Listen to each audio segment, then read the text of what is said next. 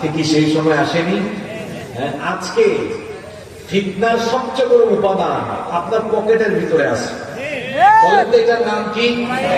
সবাই বলে এটার নাম কি?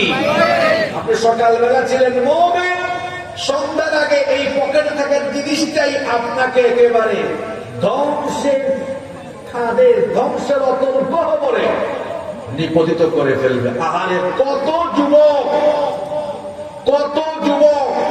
এই মোবাইল ফোনের অপব্যবহার করে, ইন্টারনেটের অপব্যবহার করে জিনার সাগরে ডুব দিয়ে তার ক্যারিয়ার, তার চরিত্র, তার স্বাস্থ্য, তার জীবনকে ধ্বংসের এবং জাহান্নামের কিনারে নিয়ে গিয়েছে। কত সংসার ভেঙে গিয়েছে মোবাইল ফোনের পরকীয়ায় আর জিনা ব্যভিচারে।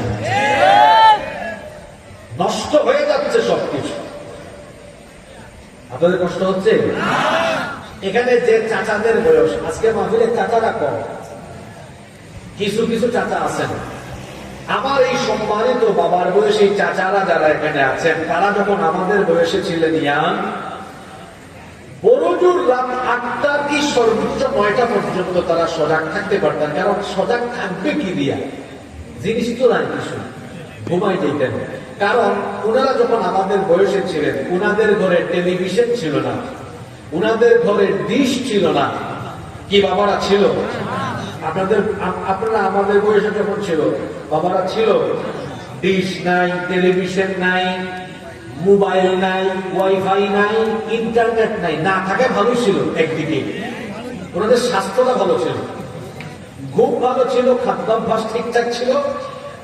ওনাদের ঘুমটা হয়তো আর্লি, একদম 8টা-9টা ঘুমায় যেত, ফজরের আগে উঠতেন। এখনকার পরিস্থিতি কি দেখেন তো? প্রত্যেকের ঘরে টিভি আছে, ডিশ আছে, মোবাইল আছে, ওয়াইফাই তো ঘরে ঘরে, একদম এখন ঘরে ঘরে না, রুমে রাউটার।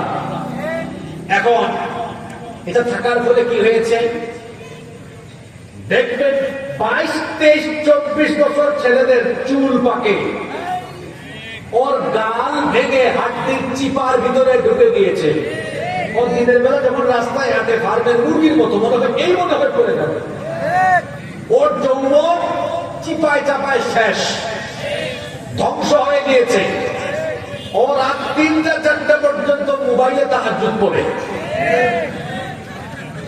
3টা-4টা পর্যন্ত মোবাইলে তাহাজ্জুদ পড়ে, এমনকি সারা রাত কেটে যায় মোবাইলের নেশায়। তাদের সকাল হয় দুপুর 1টা।